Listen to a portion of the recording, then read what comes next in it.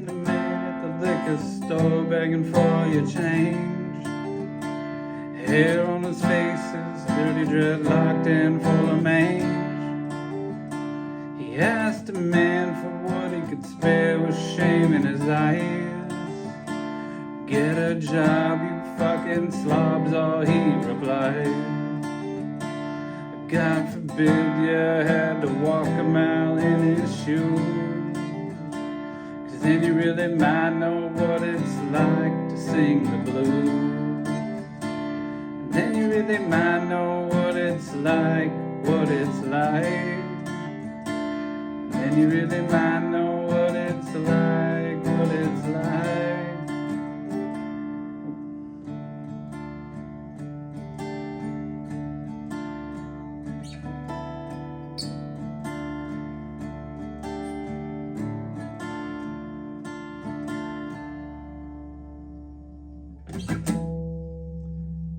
Trying to teach myself how to sing and play. It's a little bit, I've been practicing that one for a while. I can make it most of the way through it, but I'm not great at singing and playing at the same time. But that's not what we're here for. Let's talk about a guitar, because that's what we're kind of doing. If you haven't realized, I've brought a different guitar out almost every time I've done one of these, kind of going through all my guitars and documenting them where they're at in their life. This, I would say, it's looking pretty oily on that fretboard. That's weird.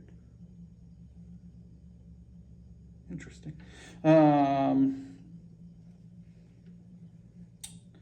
But so this is probably not necessarily my oldest guitar, but the oldest one that regularly gets played.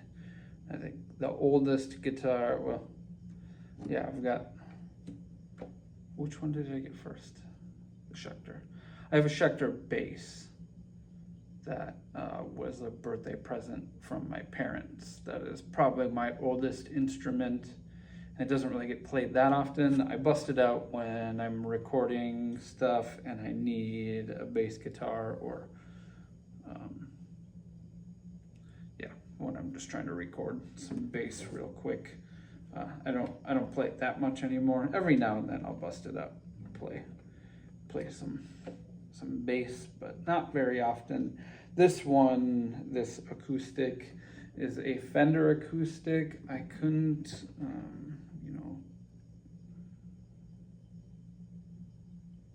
it's a DG 200 SCE NAT, which probably stands for natural finish. I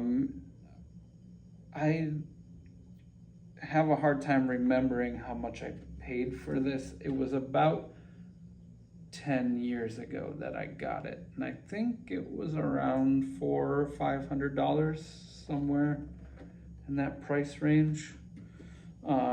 I wouldn't say that it's like the best acoustic in the world, but it's also not the worst one. I've had cheaper and worse acoustic guitars. So this one plays pretty nice. It's loud and projects.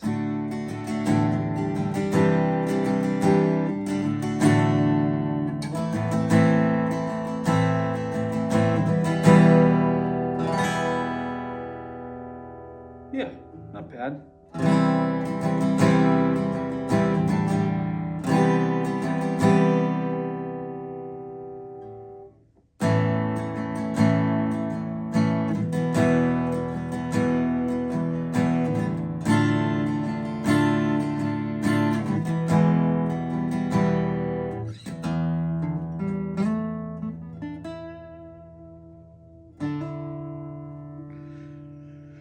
Yeah, so this is definitely, probably one of the oldest guitars I've had as far as work on it. The only thing, pretty surprisingly, the reason I had bought this guitar was It was at a time when my daughter was just born, and so I always associate it with her, and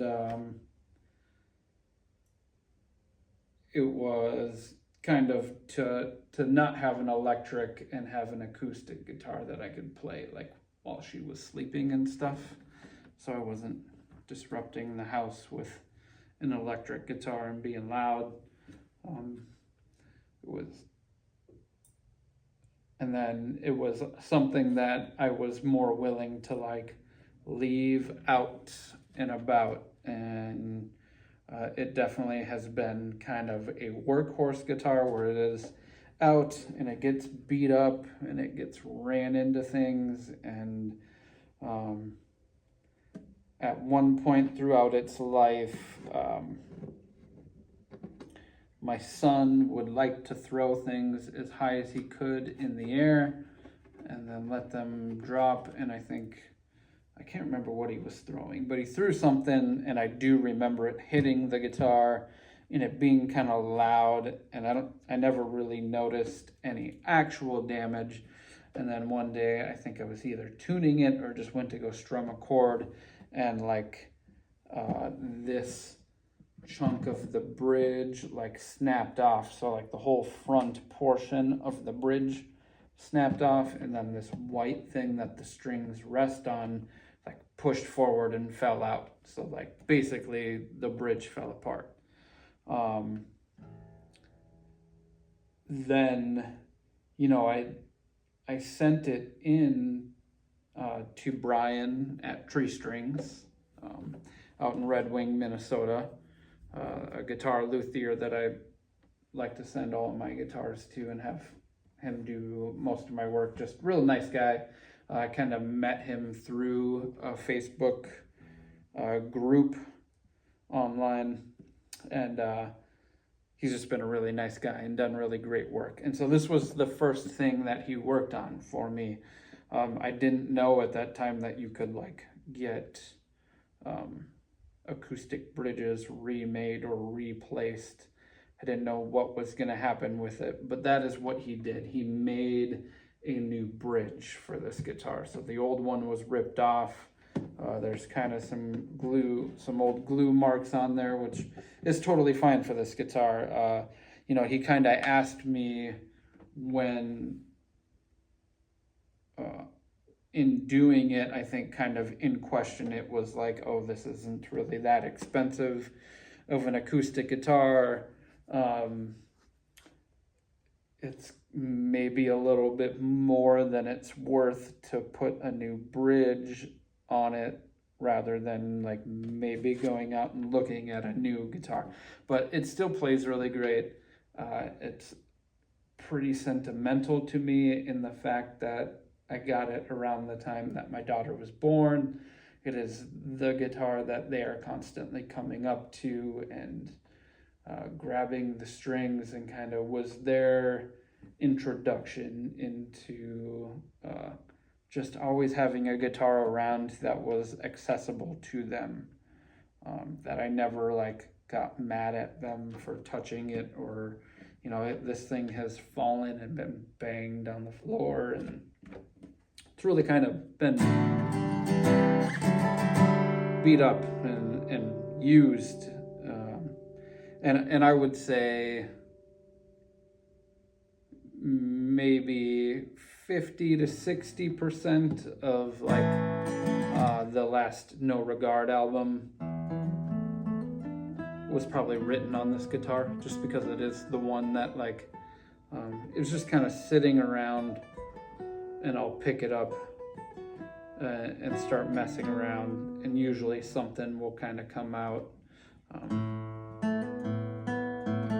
I think Solar Flares,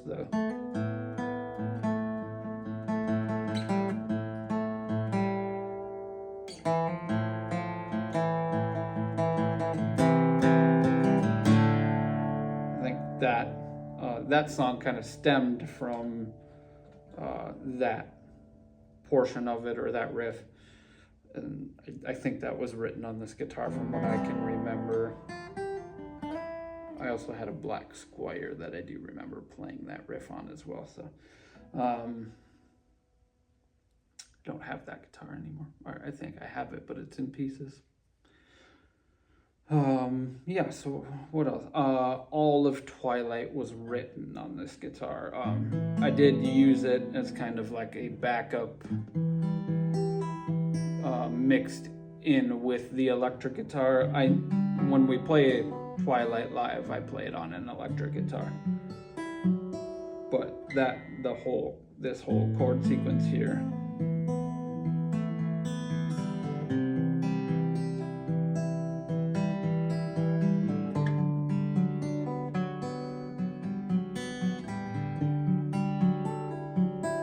was made on this guitar. So that was written on here. Trying to think if there was X-shaped cross and pricey baggage came from the hip hop stuff. I definitely had this guitar through a lot of the hip hop stuff, so I could have been kind of, yeah, even X-shaped cross those guitar parts. I think started on this guitar.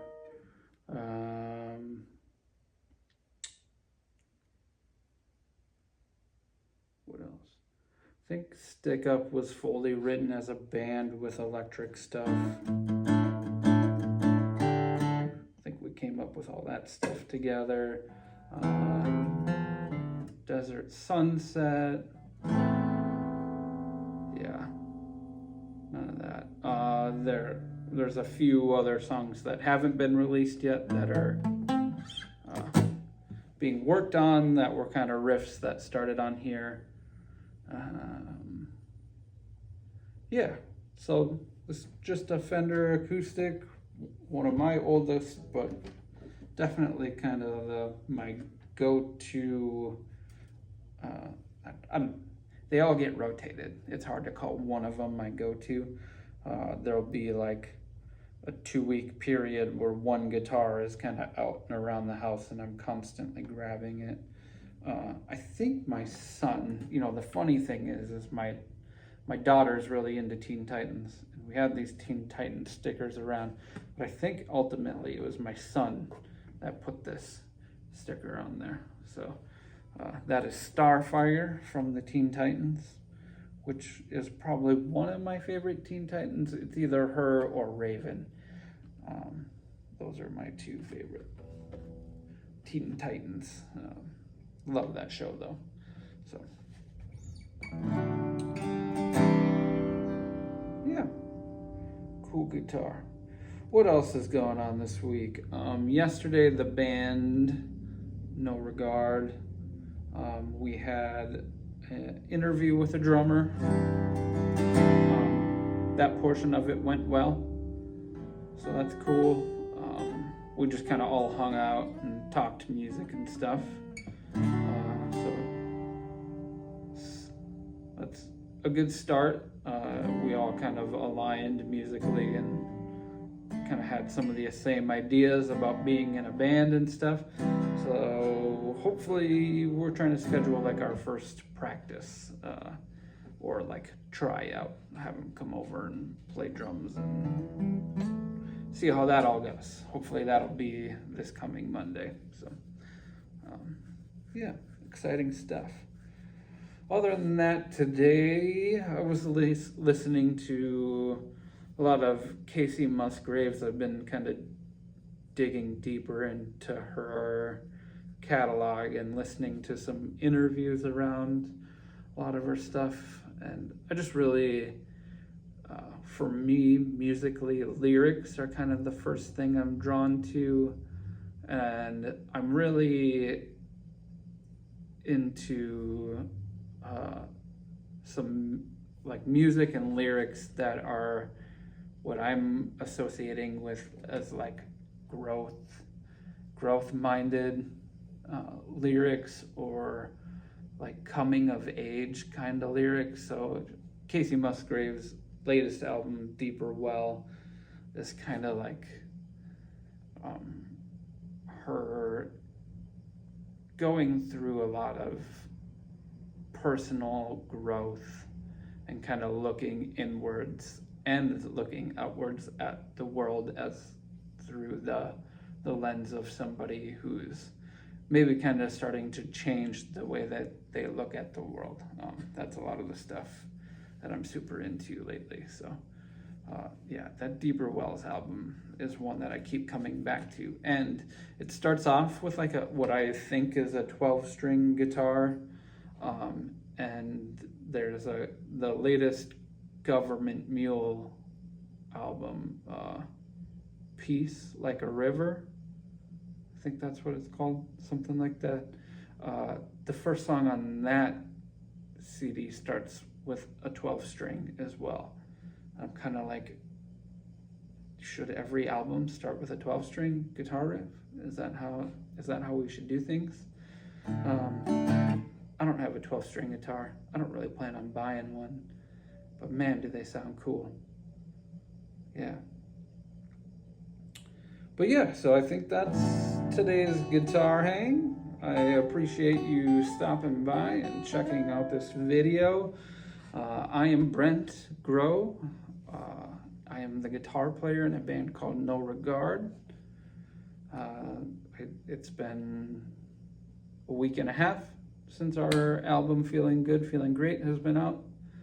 So go check that out.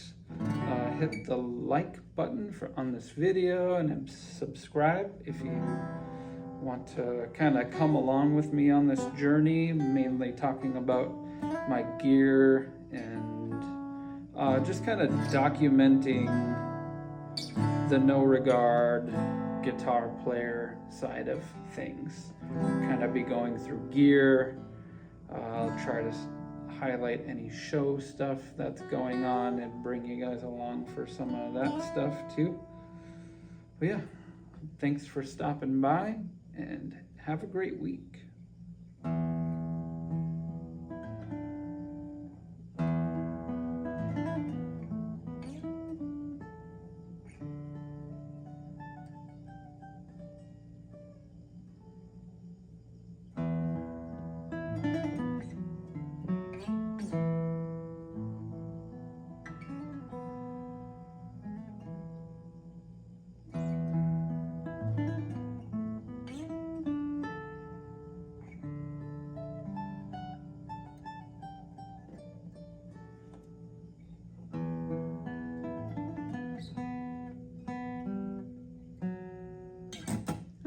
Screwed it up. That was written not on this guitar. I had a black Yamaha acoustic that I wrote that riff on. But yeah, cool stuff. Thanks for checking it out. Peace.